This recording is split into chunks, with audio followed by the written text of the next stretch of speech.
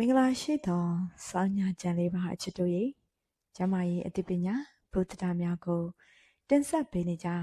Healthy Habits Sunny Channel လေးကနေပြန်လည်ကြိုဆိုလိုက်ပါရရှင်ဒီနေ့မှာတော့ကျမတို့ရဲ့ဖုတ်ကြီးပန်းပွင့်ကြီးကနေပန်းဝတ်ရည်လေးများစိမ့်ချလာအောင်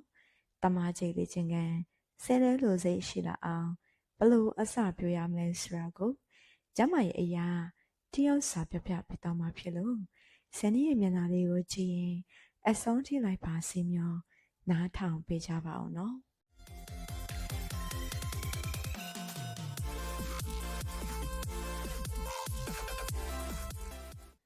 ကိုကိုရိုရေတမချိတ်လေးချင်းကန်တွေကိုချောချောချူချူဆင်နွှဲနိုင်ဖို့ဆိုရင်ကျမတို့ရဲ့ပတ်ပွင့်ကြီးမှာဝိရည်တွေရှိနေဖို့အရေးကြီးဆုံးပါပဲရှင်ဒီတော့ဖုတ်ကြီးမှာဝိရည်တွေစိန်နာစီဖို့အစပြိုလေးခြင်းကများကို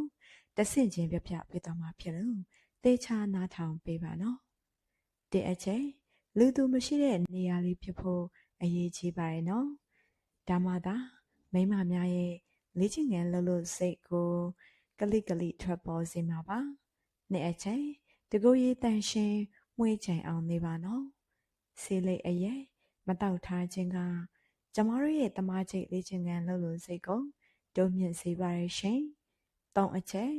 အစာပြောလေ့ကျင့်ခန်းအနေဖြင့်လက်ချောင်းလေးများကိုအကျော်လျှော့ပြီး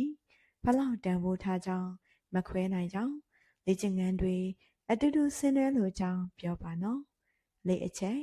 ဘားပြင်ကနေစပြီးလေ့ကျင့်ပေးရပါမယ်နော်။နှာခေါင်းသုံးပြီးလေ့ကျင့်ပေးပါ။အဓိကနေရာတွေကိုခြံထားပြီးလက်မောင်းကြောပြင်တင်စားတဲ့နေရာတွေကိုအစပြိုလေးခြင်းကများစတင်ပြီးသွေးစုအောင်ဆောင်ရွက်ပါငါအချက်သူမဘက်ကလေ့ကျင့်ခန်းတွေကဘလို့ကြီးလဲဆိုပြီးပြောလိုက်လေ့ကျင့်ခန်းရဲ့အဓိကတော့ချက်ဖြစ်တဲ့ချိုချိုအောင်ကြီးအားဂျုံနေချင်းစတင်ပေးပါဒီလိုလေ့ကျင့်ခန်းလေ့ကျင့်ပေးခြင်းအပြင်ကျမတို့ရဲ့သွေးကြောတစ်ထောင်ကိုအင်မတန်ထိမိနေစေပါတယ်ပြီးရင်တော့ဖုတ်ကြီးအားလက်ချောင်းလေ့ကျင့်ခန်းများကို position မျိုးစုံဖြင့် train ပေးနိုင်ပြီပဲဖြစ်ပါတယ်နော်အရေးကြီးဆုံးလေ့ကျင့်ခန်းကတော့ရုတ်တရက်ဆိုသလိုလေ့ကျင့်ခန်းတွင်အသုံးပြုမဲ့အရှင်တို့ညီလေးကိုသူမရဲ့လက်နဲ့ထိတွေ့ပြလိုက်ပါဒါဆိုရင်ရုတ်တရက်သွေးတိုးတလို့ဖြစ်ပြီးနှထင်ကြောတွေပါထောင်လာကတကယ်လေ့ကျင့်ခန်းအစစ်ကိုစတင်လေ့ကျင့် train ပေးနိုင်ပြီပဲဖြစ်ပါတယ်ကိုကိုရိုရေကဲကိုကိုရိုရေ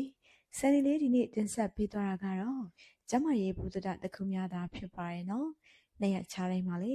အခုလိုမျိုးထိမိအေးစိန်နေတဲ့ကျမရေးဆိုင်ရာအသိပညာများကို